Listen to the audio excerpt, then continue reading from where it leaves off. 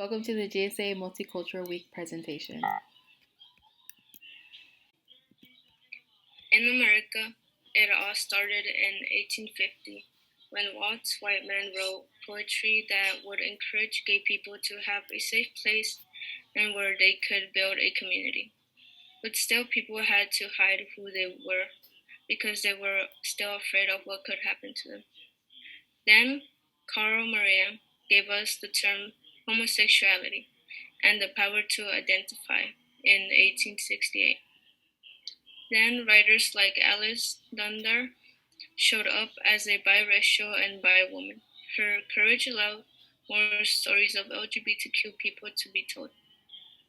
The Stonewall Riots, also known as the Stonewall Uprising, occurred on June 28, 1968. New York City police raided the Stonewall Inn gay bar in Greenwich Village on New York City. It sparked the riots that would last for 6 days. Fed up with police harassment and social discrimination, it was a violent riot that broke out with people throwing pennies, bottles, cobblestones, among other things. Hundreds of people protested and violently clashed with law enforcement. The Stonewall Riots was a catalyst for the gay rights movement. Today, the Stonewall Inn is a National Historic Landmark. Ever since the 1969 Stonewall Riots, queer communities have rallied together all across the world to hold pride marches. While the celebrations are now full of fun festivals, parades, and parties, they weren't always so laid back. Marching in support of gay and trans rights was a dangerous game back when public acceptance was minimal. In many cities, being openly gay or gender nonconforming would even get you arrested. These marches are a very important way for queer people to be seen and to express their political and social views.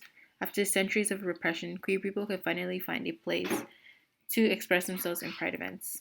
A transgendered woman named Marsha P. Johnson is credited with leading the uprising that started the modern gay rights movements and putting the T in LGBTQ. Convincing people to come out was tough, but then Ellen appeared on the cover of Time magazine and told the world she was gay, helping millions of people feel more confident, and more gay people started to show up on the TV. This shows us that in the past, when there was a lot more racism, black people had it the hardest because they had two problems that they had to face, which were being black and gay. But now, in today's day, we can see that all races are being accepted no matter your color. So be strong and hopeful because this generation can make a change, no matter how we look.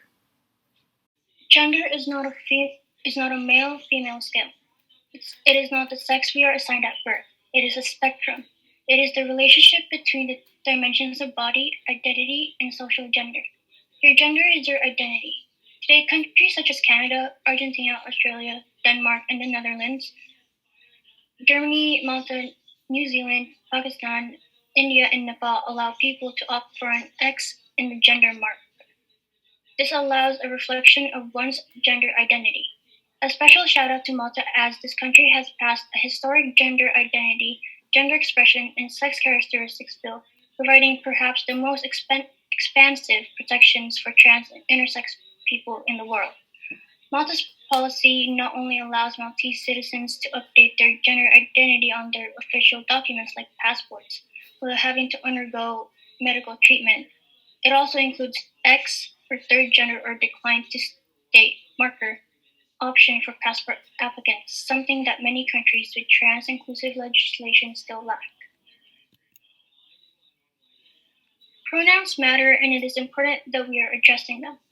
Pronouns are words that refer to either the people talking, like you or I, or someone or something that is being talked about, like she, they, and this. Pronouns like he or them specifically refer to people that you are talking about. Mistaking or assuming pronouns sends a harmful message.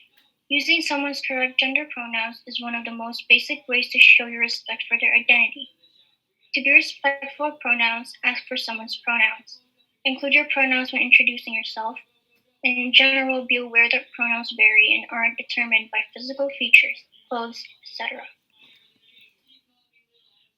In the last decade, we have seen an influx of queer culture being represented in music, TV, shows, movies, books, beauty, and many more things. Though sometimes misrepresented, the LGBT community is being represented. It is another step in having equality for the LGBT community.